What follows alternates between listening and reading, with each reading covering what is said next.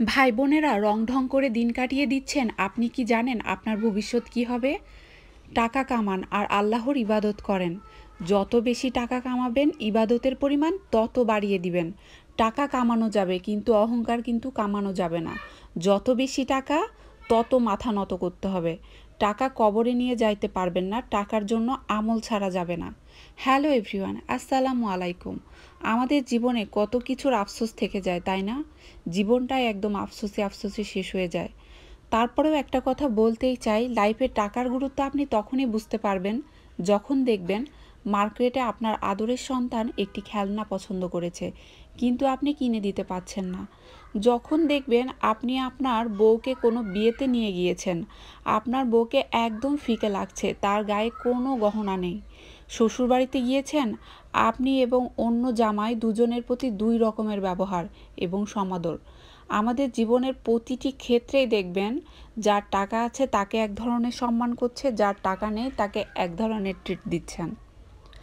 আপনার বইয়ের গোমরা মুখ দেখলে বুঝবেন টাকা কেন প্রয়োজন। বইয়ের ছোট ছোট ইচ্ছেগুলো পূরণ করতে না পারলে বুঝবেন টাকা কেন প্রয়োজন। সন্তান বায়না ধরে বসলো একটি সাইকেল লাগবে, বাবা হিসেবে তখন বুঝবেন টাকাটা কতটা প্রয়োজন।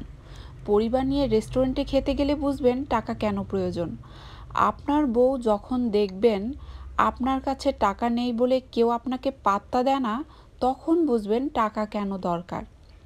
টাকার গুরুত্ব তখন বুঝবেন যখন দেখবেন আপনার কাছে টাকা নাই বলে আপনার সন্তানকে কেউ ওভাবে আদর করে না। আপনার কাছে টাকা না থাকলেই টাকার গুরুত্ব আপনি বুঝতে পারবেন। এজন্যই আমি বললাম, রং ঢং করে দিন কাটিয়ে দিচ্ছেন, রং ঢং করে দিন না কাটিয়ে টাকা কামানোর চেষ্টা করুন, আল্লাহর ইবাদতে মশগুল হয়ে যান। পুরুষদের দায়িত্বই নারীকে আগলে রাখা, কারণ পুরুষ নারীর অভিভাবক। নারীকে চাকরানি করে না রেখে রানী করে রাখুন, তাহলে আপনি তার কাছে রাজা হয়ে যাবেন। যারা চাকরানি করে রাখে, চাকরানির স্বামী কখনো কিন্তু রাজা হতে পারে না। দিন শেষে আপনি আপনার বউকে যতটা সম্মান দিবেন, আপনি আপনার ওয়াইফের কাছ থেকে ঠিক ততটাই সম্মান পাবেন। আমাদের জীবনে চলার পথটা কিন্তু অনেক কঠিন। জীবনকে মানিয়ে গুছিয়ে সুন্দর করে নিন, দেখবেন দিন শেষে আপনি হলেন প্রকৃত রাজা।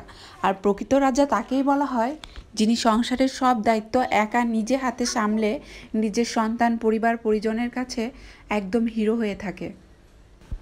নাটোরের রানিয়াপুর কথাগুলো যদি ভালো লেগে থাকে অবশ্যই আমার ভিডিওতে লাইক কমেন্টস করবেন। আপনাদের কমেন্টসই আমাকে অনুপ্রেরণা যোগাবে।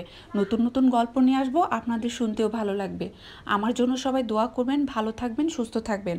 আর প্রতিনিয়ত নিজের পরিবারকে সময় দেওয়ার চেষ্টা করবেন। নিজের পরিবারই হলো সবচাইতে ভালো জায়গা, যেখানে আপনি এত বেশি ডেডিকেটেড থাকবেন যেন দিন শেষে আপনার পরিবার আপনাকে কখনোই আঙ্গুল তুলে দেখাতে না পারে। আমাদের হাতে সময় খুব অল্প, এই স্বল্প সময়ে জীবনের পরিসরে আমরা যতটুকু এগিয়ে যেতে পারবো, আল্লাহর ইবাদত করে কাটিয়ে দিতে পারবো, ততই ভালো। সবাই ভালো থাকবেন, সুস্থ থাকবেন, আমার জন্য দোয়া করবেন। আল্লাহ হাফেজ। শেষ কথা হলো, আমার ভিডিওটি কে কোথায় থেকে দেখছেন অবশ্যই কমেন্টস করবেন। See you again, bye by.